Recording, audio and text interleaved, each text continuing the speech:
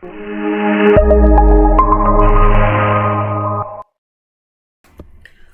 to today's lecture. The topic for today is baseplate wax. Now I'm sure you all must have used baseplate wax in your prostho as well as in ortho. So it is sometimes referred to as modeling or type 2 wax. Now remember, this modeling wax and type 2 wax is something a viva question, but this ISO number, that is ISO 15854, this is basically a NEET question. Okay, so these are classified under pattern wax because these modeling wax is what we use to create a form.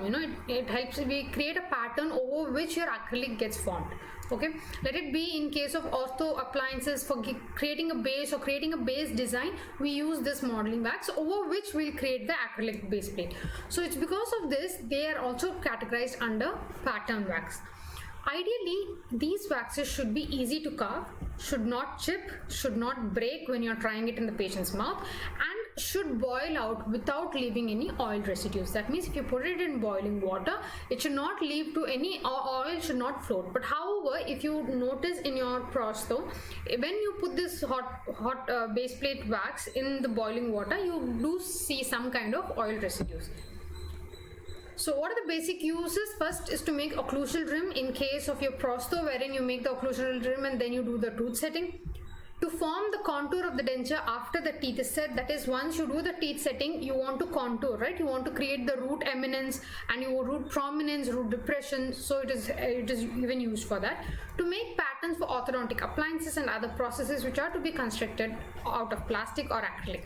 So before we create any orthodontic appliances, for example, in case of twin block, what we do, we take a wax bite, okay, construction bite. So for all that we use what we refer to as base plate.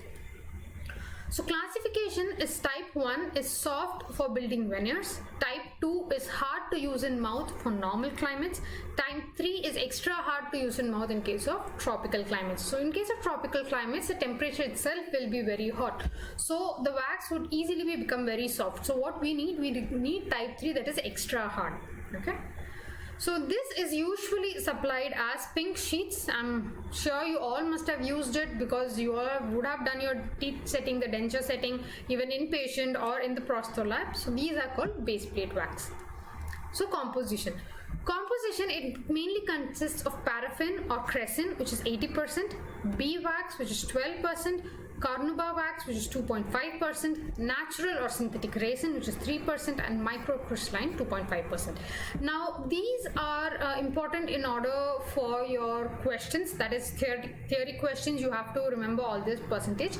In case of NEET questions or competitive exam questions, they would mainly ask, what is a major component of your base plate? Is basically paraffin or crescent, and you also have bee wax and carnauba wax.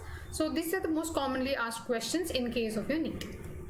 So with this we come to a conclusion of today's lecture. Base plate is simple. It's also known as modeling wax or type 2 wax. It is also known as, it comes under the pattern wax. It is used in prostho as well as in ortho, and you have read its composition. Okay, and it's usually supplied as pink sheets. So with this we come to the end of today's lecture. Hope you really enjoyed it. Thank you so much.